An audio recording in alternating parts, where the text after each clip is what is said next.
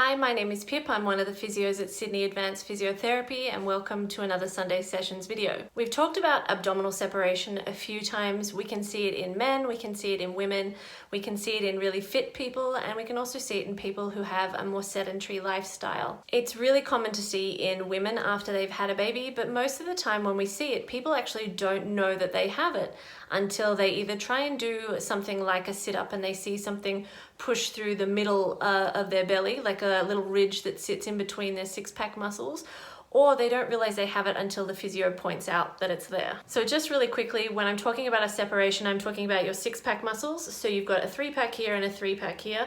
And when you get an abdominal separation, what happens is that the rectus abdominis, the six-pack muscle, separates. Having a separation becomes an issue when you can't get tension on the tissue that runs down the middle of the three packs. So you've got your three-pack on one side, your three-pack on the other side. There's tissue here in the middle, and that's called the linea alba. And it should, when you do like a little mini curl up, a little sit up, should feel like a t-shirt pulled tight if you're getting a good core contraction and generating nice tension on that tissue. A nice symmetrical core contraction will allow you to generate tension on the linea alba, which will make it feel nice and taut, and that in turn allows you to stabilize your pelvis and your lower back. Recently, we had a lovely postnatal woman come into the clinic.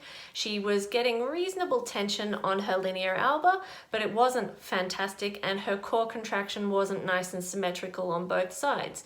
She allowed us to film one of the tests that we did on her, which I'll show you in a second. Now, what you will see in this video is by no means a severe example, and so that makes it a little bit harder to see.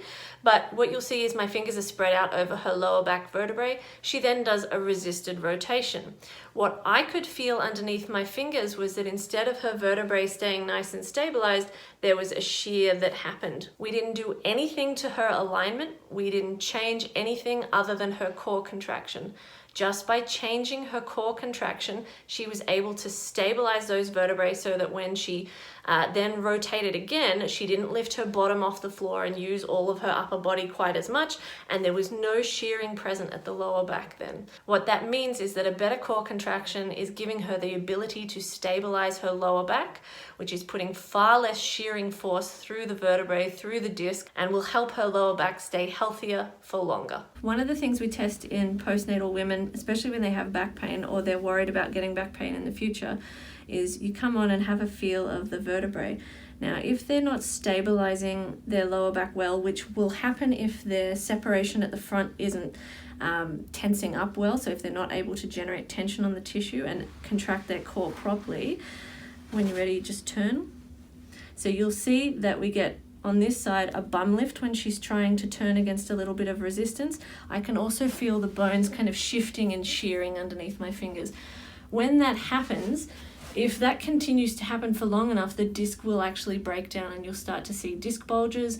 And it's a really easy thing to test with seated resisted rotation because walking requires rotation, running requires rotation, all of your sports require rotation, and so does life. So if you can't control this, eventually the discs will break down. So what we actually need to do here is adjust the core cue so that this person can get much better tension on their linea alba, on the abdominal separation, get a better core support system for their lower back, and see if they can stabilize. So I've already given her a different cue. So when you're ready, connect to that wire that runs from anus to pubic bone, and then, and we've got much more stability through there on the resistance.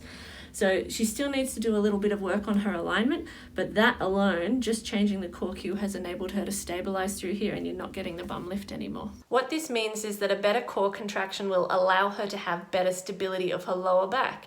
If she has better stability of her lower back and it doesn't experience the same level of shearing forces, when she does things like rotate, which we all do throughout the day all the time, then it will preserve her spinal health for longer. It prevents disc breakdown. What we often see is that when people come in with lower back disc bulges and really painful lower backs, is that there's often a separation that's been present for some time and they can't generate any tension on that linea alba. If you can't generate tension there, it's really hard to retrain you. It's really hard to stabilize your lower back, and it's really hard to get on top of the pain.